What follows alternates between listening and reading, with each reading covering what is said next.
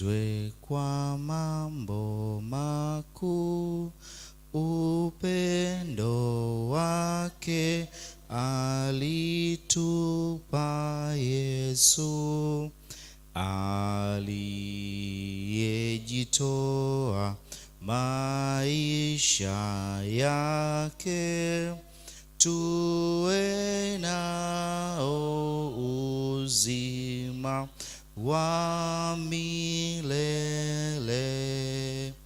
Msifu, msifu dunia, sikia.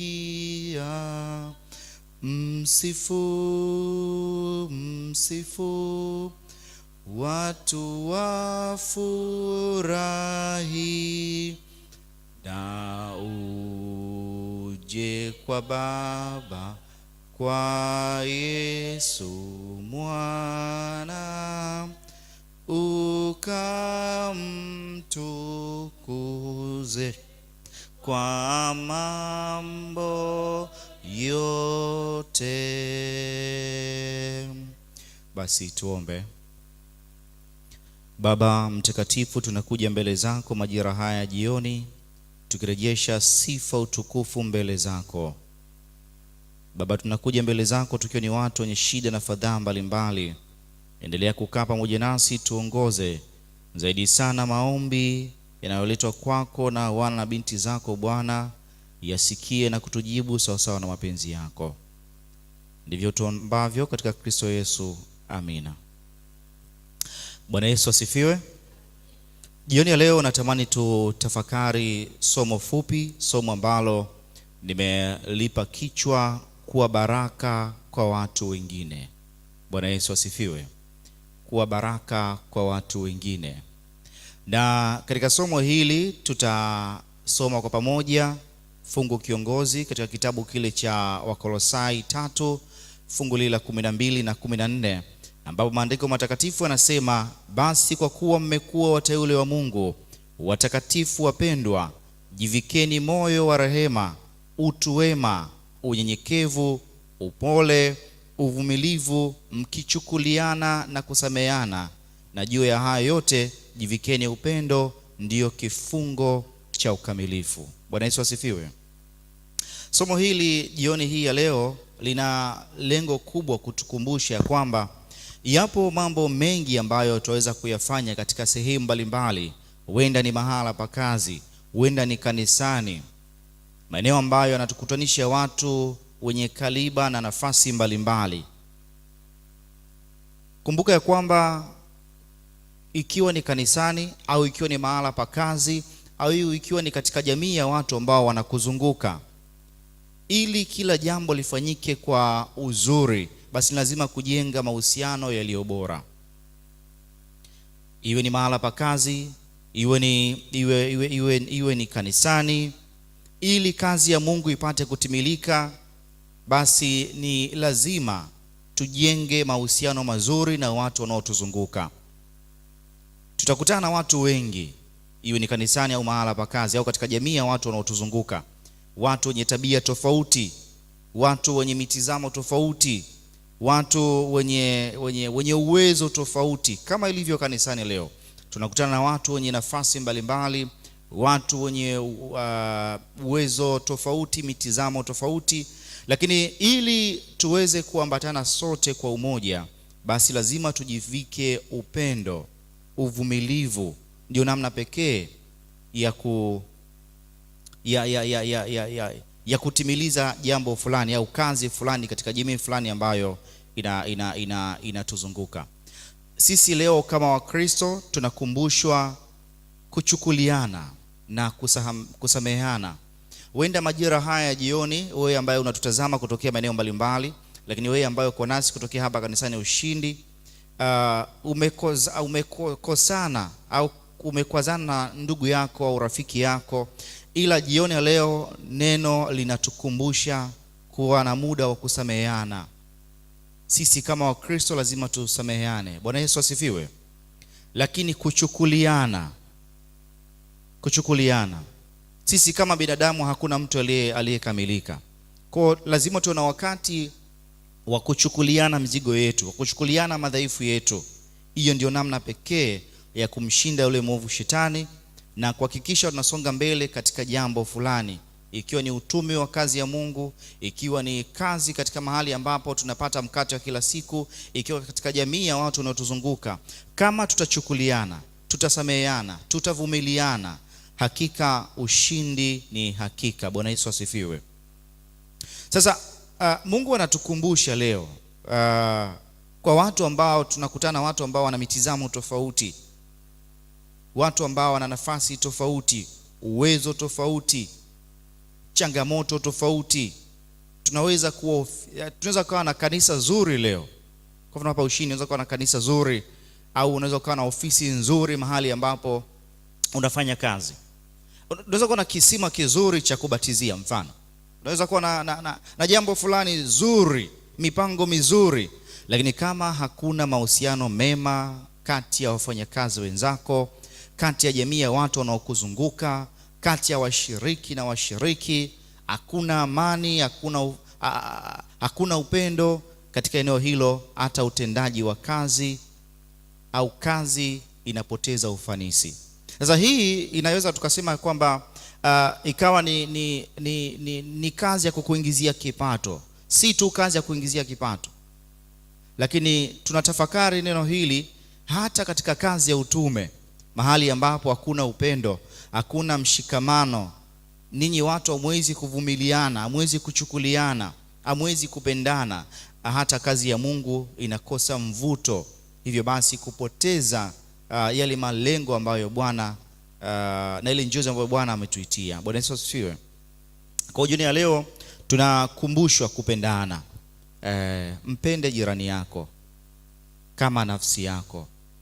Ukimpenda jirani yako huwezi kumsema kwa mabaya. Amina. Ukimpenda jirani yako hata katika ushirika, pengine kanisani, utakuwa na muda wa kusemezana naye, na hatimaye mnapokuwa kwenye maelewano mazuri, ndivyo ambavyo kazi ya Mungu inafanyaje? Inasonga mbele. Kwa hiyo Mungu atusaidie sana jioni ya leo, wana na binti za Yesu, wewe ambaye unatufuatilia kutokea mahali na mahali.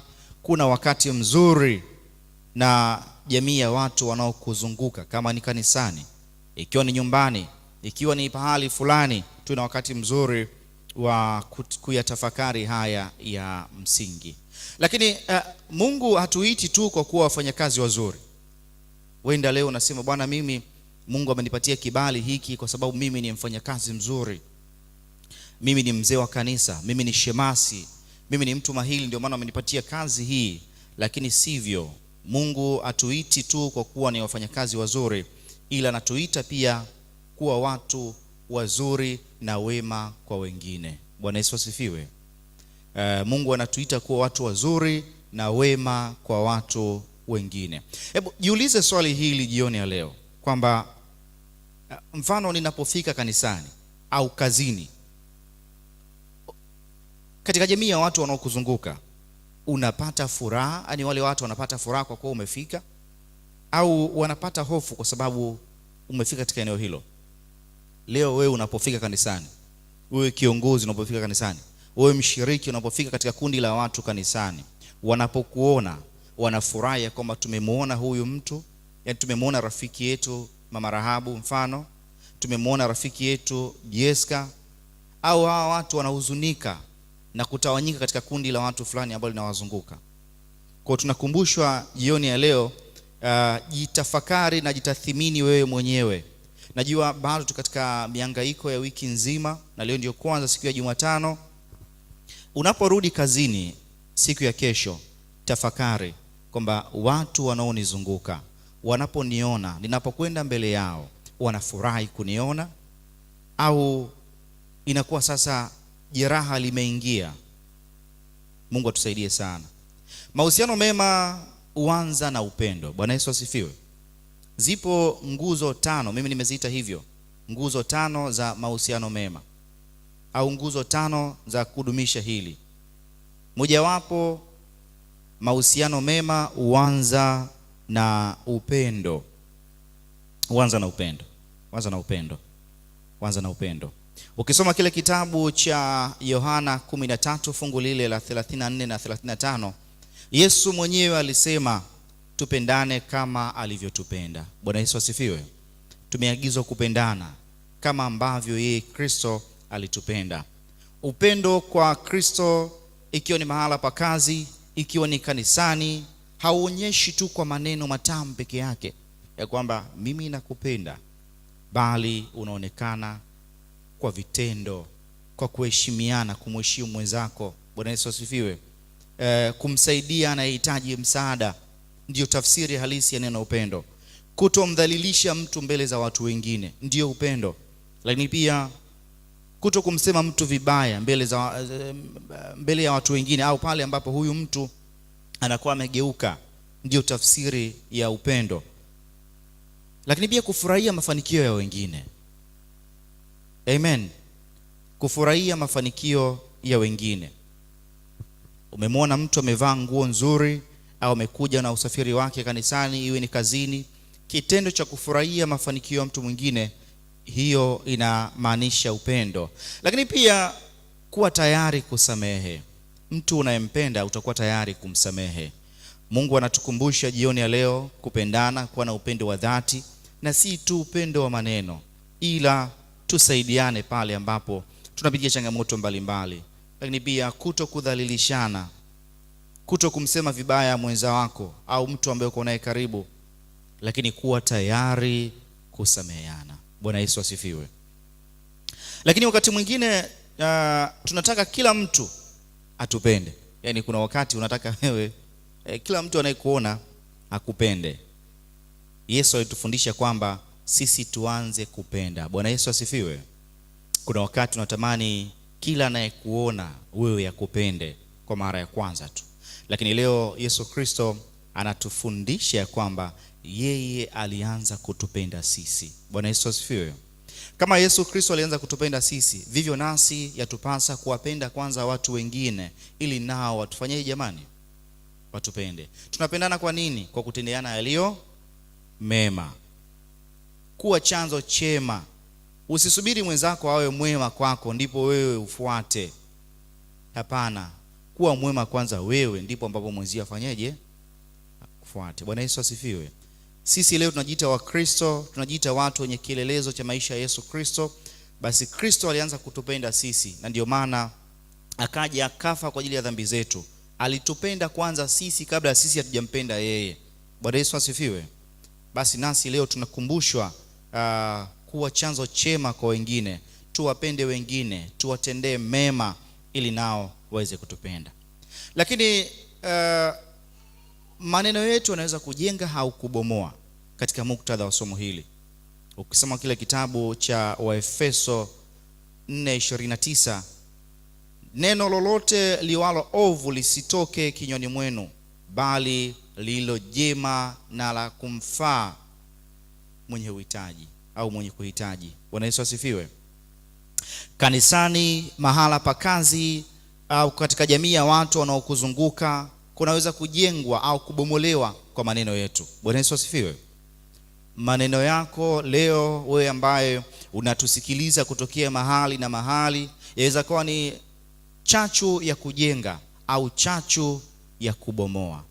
Kuna wakati tunapitia changamoto kubwa, pengine mahala pa kazi au kanisani, ni kwa sababu tu wenda kuna maneno ambayo uliwahi kuyatamka kwa mtu fulani. Maneno hayo yanageuka pia. Kama ambao tunafahamu, maneno urudi. Hivyo basi tujihadhari na maneno yasiyofaa dhidi ya watu wengine. Amen.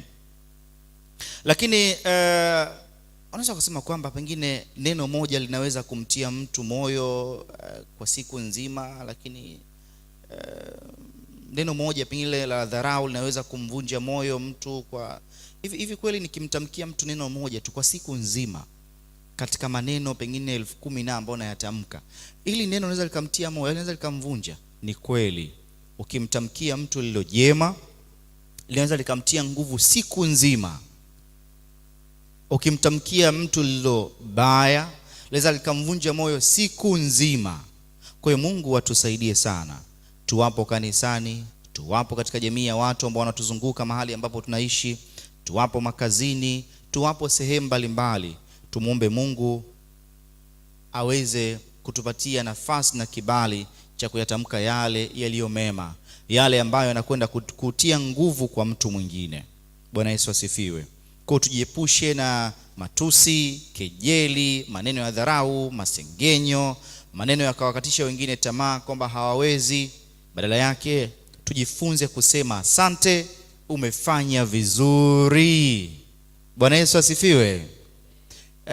Asante, umefanya vizuri. Hii ni motisha kwa ajili ya mustakabali wa kazi ya Mungu. Ni motisha kwa ajili ya mustakabali wa kazi yako ambao unaifanya kila siku. Huenda unamjenga mwenzako, mwambie nashukuru kwa ulipofanya, umefanya vizuri, ila fanya 1, 2, 3 ili kesho uweze kuwa bora. Bwana Yesu asifiwe. Hii namna nzuri ya kujenga mahusiano mazuri. Lakini ninapoelekea kufikia mwisho, jambo la 3, tusikubali tofauti zetu zitugawanye. Bwana Yesu asifiwe. Ili kanisa la Mungu lisonge mbele, ili kazi ya kuwafanya mataifa kwa wanafunzi wake Yesu Kristo isonge mbele, ili kazi na njozi za shirika fulani isonge mbele, basi ni lazima tusikubali tofauti zetu zitugawe. Tofauti zetu zikitugawa, ni ngumu kutimiliza haya. Ni ngumu kuwa na mahusiano mazuri na watu wanaokuzunguka, kwa sababu tayari umekubali tofauti ziwagawe. Kitabu kile cha Warumi 12 na fungu lile la 18, maandiko matakatifu anasema, kama yamkini kwa upande wenu mkae katika amani na watu wote. Bwana Yesu asifiwe. Neno la Mungu linatusisitiza kukaa kwa amani na watu wote. Jioni ya leo tutafakari neno hili. Huenda unaponisikiliza asubuhi mpaka wakati huu umepitia hali fulani ya kukwazika, lakini neno la Mungu linasema iweni na amani na watu wote, katika sehemu ya kazi, kanisani, nyumbani na kila eneo. Iweni amani na watu wote. Bwana Yesu asifiwe. Lakini jambo la 4 la kulitafakari jioni ya leo, ili kudumisha mahusiano yaliyo bora, jifunze kusamehe. Bwana Yesu asifiwe. Ulimwengu huu wa sasa tunaoishi, makwazo ni sehemu ya maisha yetu. Makwazo ni sehemu ya safari ya maisha yetu. Kila unalotendewa ukilibeba mgongoni. Rahabu amekutendea hili, Ima amekutendea hili, fulani amekutendea hili, basi umelibeba. Utabeba mambo ya wangapi moyoni mwako? Na hauwezi, kwa sababu kila unapokwenda utakutana na changamoto, utakutana na watu wale wale wenye madhaifu yale yale. Lakini jioni ya leo neno la Mungu linatukumbusha kuwasamehe wengine. Bwana Yesu asifiwe. Tuwasamehe wengine. Kitabu kile cha Wakolosai 3 fungu la 13, maandiko matakatifu anasema, mkichukuliana na kusameheana ikiwa mtu ana sababu ya kumlaumu mwenzake. Hakuna mahala ambapo watu wanakutana kila siku bila kukoseana. Bwana Yesu asifiwe. Tunakutana hapa kila Sabato, kila Jumatano, kila Ijumaa. Si kwamba hatutakosana. Tunakaa kwa masaa labda 3 hivi, 4. Si kwamba hatutakosana, lakini lazima ujifunze kusamehe. Amen. Na huu ndio unaweka utofauti kati ya sisi ambao tunajiita ni Wakristo na jamii ya watu wengine. Kama wewe ni Mkristo na usamehe wengine, sasa tunaanza kuwa na mashaka na Ukristo wako. Kwa sababu Kristo anatusamehe dhambi zetu, tena si mara moja, 7 mara 70. Bwana Yesu asifiwe. Kwa hiyo na sisi tunapaswa kuweza kufanyaje? Kuwasamehe watu wengine. Lakini Mkristo hapaswi kubeba chuki moyoni kwa muda mrefu. Mimi ndio siongei na wewe sasa. Nikiingia mlango wa kanisa huu, wewe unapitia huku. Nikipita huku, wewe unapitia huku. Na ukikaa kwa watu unasema, mimi Mkristo jamani. Mimi Mkristo. Lakini jioni ya leo tunakumbusha kwamba Mkristo hapaswi kubeba chuki moyoni mwake kwa muda mrefu. Bwana Yesu asifiwe. Msamaha hauhalalishi kosa. Msamaha unakufungua wewe kutoka katika kifungo cha uchungu. Bwana Yesu asifiwe jamani. Msamaha hauhalalishi kosa. kosa linabaki pale. Ni kweli wewe umetendewa, ni kweli umeniumiza, lakini msamaha unafungua au unakufungua wewe kutoka katika kifungo cha uchungu. Hivi tangu uzaliwe mpaka leo umeumizwa mara ngapi? Mara nyingi sana. Hivi ungebeba hiyo mizigo yote hiyo tangu umezaliwa mpaka leo, wewe unenepi bwana, wewe unazidi kukonda kila siku, kumbe bwana wewe una machungu moyoni mwako. Lakini jioni ya leo Mungu anatukumbusha kuwasamehe wengine ili kushusha uchungu katika mioyo yetu na kuruhusu maisha yaweze kuendelea. Bwana Yesu asifiwe. Lakini kuna watu wanaenda kazini kila siku, lakini mioyoni mwao imejaa hasira dhidi ya wenzao. Watu wanakuja kanisani hapa kila siku, lakini kuna watu mtaani hawaongei nao. Mungu anatukumbusha leo kwenda kupatana na marafiki zetu, kupatana na jamaa zetu, kupatana na waumini wetu ili kazi ya Mungu isonge mbele. Jambo la 5 la mwisho jioni ya leo, heshima iwe sehemu ya utamaduni wetu mahali popote. Bwana Yesu asifiwe. Popote tunapokuwepo tuheshimiane. Kitabu kile cha Wafilipi 2 fungu la 3 na la 4, msitende neno lolote kwa kushindana wala kwa majivuno, bali kwa unyenyekevu kila mtu na amhesabu mwenzake kuwa bora kuliko nafsi yake. Bwana Yesu asifiwe. Usijione wewe bora kuliko mwenzako. Ni kweli wenda una elimu kubwa, ni kweli wenda wewe ni senior katika jambo fulani, ni kweli wewe wenda umekuwa mzee wa kanisa kwa miaka kadhaa, umekuwa shemasi kwa miaka kadhaa, ila usijihesabu wewe ni bora. Tuheshimiane kila mmoja katika nafasi alionayo. Shemasi amhesabu bawabu, ama mheshimu bawabu, bawabu amheshimu karani wa kanisa, karani wa kanisa amheshimu mtu fulani. Ndio namna pekee ya kudumisha upendo na mshikamano, zaidi sana kuwa baraka kwa watu wanaokuzunguka. Heshima haimaanishi kwamba kila mtu ni mkamilifu, lakini heshima maana yake ni kutambua kwamba kila mtu ana thamani mbele za Mungu. Bwana Yesu asifiwe. Heshima inatutambulisha kwamba kila mtu ana thamani mbele za Mungu. Ukiishi leo kwa kukumbuka ya kwamba kila mtu Yesu Kristo alikufa kwa ajili yake, hivyo basi utatambua ya kwamba kila mtu ana thamani, haijalishi katika madhaifu gani alionayo. Bwana Yesu asifiwe. Mungu leo atusaidie kutambua hili. Lakini heshima maana yake ni kutambua kwamba kila mtu ana thamani mbele za Mungu. Hii inatukumbusha ya kwamba usimdharau mtu kwa sababu ya nafasi yake. Bwana Yesu asifiwe. Kuna picha moja inatembea kwenye mitandao ya kijamii. Kuna askari mmoja, wapo askari wawili wanazungumza na bwana mmoja ambaye amevaa nguo za hovyo hovyo, ila wanazungumza naye. Kuna mtu mmoja akasema, hawa watu kwenye vijiji vya bao ndio wachangiaji wazuri, lakini huwa tunawadharau. Kwa sababu gani? Kwa sababu ya mionekano yao. Lakini kuna watu wengine wapo kazini na mionekano yao. Bwana Yesu asifiwe. Kuna mtu yule ambaye unamdharau wa chini ndiye ambaye ana password ya kufungulia mlango pahali fulani. Huenda yeye akikusemea kwa zuri tu moja itakwenda kuwaaminisha watu wengi na kufanya kupita katika jambo fulani. Huenda katika kazi, huenda katika maisha ya kawaida, huenda katika jamii ya watu ambao wanafanyaje, wanakuzunguka. Kwa hiyo watumishi wa Mungu, niwakumbushe ya kwamba kila mtu ana mchango wake ili kujenga mwili wa Yesu Kristo. Bwana Yesu asifiwe. Kama mwili unavyohitaji viungo mbalimbali, ndivyo ambavyo kanisa linahitaji watu wenye majukumu, watu wenye karama mbalimbali, ili mwili wa Kristo upate kuweza kujengwa. Usimdharau mtu ambaye kazi yake inaonekana ndogo. Huenda bila kazi yake, kazi yako isingewezekana.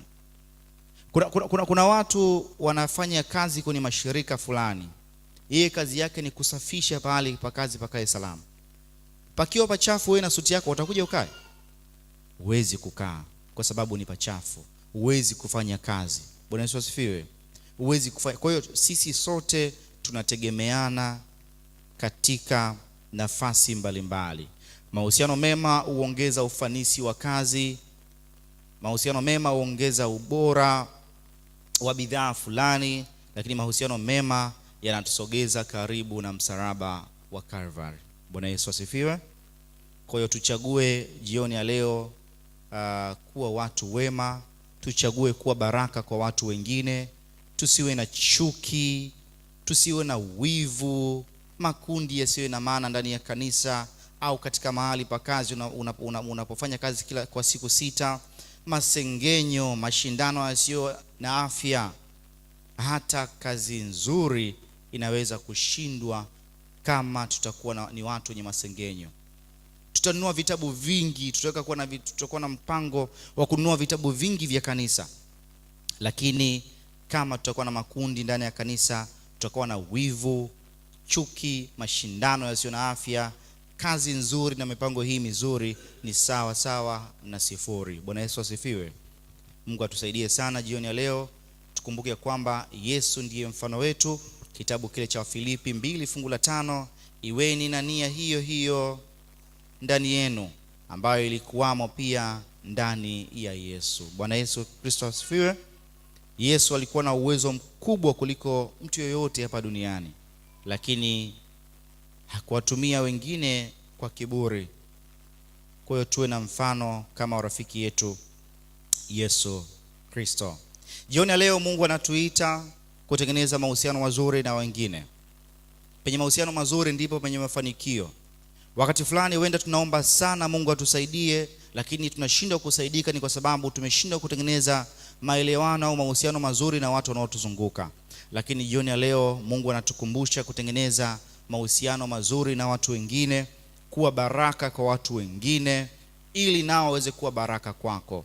Tuwapende wengine, tuwatendee wema wengine ili nao wapate kutendea wema sisi. Mungu atusaidie sana jioni ya leo, na tunaposikia maandiko haya matakatifu yatukumbushe ya kwamba bado tunayo safari ya kutengeneza, na Mungu abariki maneno haya katika Kristo Yesu. Amina. Basi niombe sasa, mahali ulipokaa tutapiga magoti tukipeleka haja zetu kwa Mungu wetu.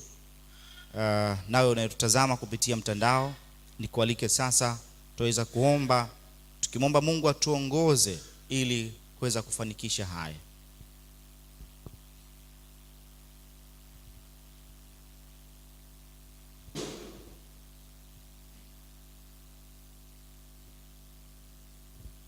Sikia Bwana maombi yetu, uteke sikio, tupe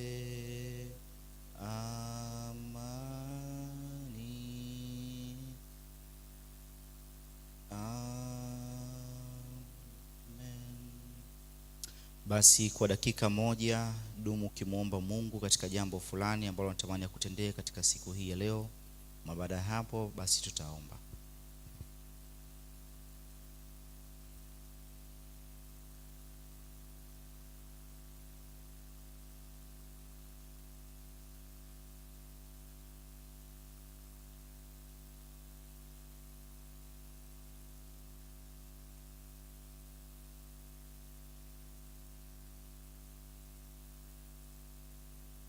Tuombe.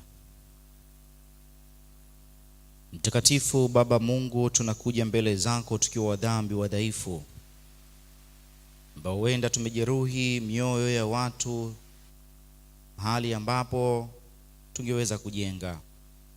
Mfalme wa amani, tunakuja mbele zako katika majira haya jioni tukikushukuru kwa ajili ya neno hili ambalo umetukumbusha kuwa baraka kwa watu wengine, kuwa baraka kwa watu wanaotuzunguka ili nao wapate kuwa baraka kwetu. Baba, ikiwa kuna pahali ambapo tulitenda kinyume na mapenzi yako, mfalme wa amani, Baba mtakatifu, magoti haya tunapiga mbele zako, tunaomba ukapate kutusamehe. Zaidi sana mfalme wa amani, tupatie maelewano na watu wanaotuzunguka. Lakini wana na binti zako majira haya jioni wanakuja mbele zako wakiwa na shida na fadhaa mbalimbali. Walio wagonjwa Bwana, nenda kawaponye. Walio wahitaji wa kitu fulani Bwana, mahitaji mbalimbali, nenda kawabariki sawa sawa na mapenzi yako. Baba, tunakushukuru kwa ajili ya kanisa hili, kanisa ambalo umetupatia viongozi mbalimbali, kuanzia mchungaji, wazee wa kanisa na watu wengine. Tunawaweka katika mikono yako, mfalme wa amani. Endelea kuwalinda na kuwabariki kwa namna ya pekee. Tunanyamaza kimya jioni ya leo, tukiamini ya kwamba hata yale ambayo yamekuwa ni maombi yetu ya muda mrefu na kwenda kusikia, kama ni ndoa zetu Bwana ndiye zimetupatia changamoto, Baba nenda kaziboreshe nyumba zetu leo. Kama kazini kumekuwa na shida, Bwana nenda katende leo, kaingilie kati katika jambo fulani. Jioni ya leo huenda kuna mtu anayekuomba juu ya kwamba yupo karibu kufukuzwa kazi. Baba, kwa maombi haya nenda kaingilie kati. Baba, tuna mengi ya kuomba, unajua haja za mioyo yetu. Zaidi sana tusikie na kutujibu sawa sawa na mapenzi yako, na unapotujibu sifa na utukufu zikurudie wewe, katika Kristo Yesu. Amina.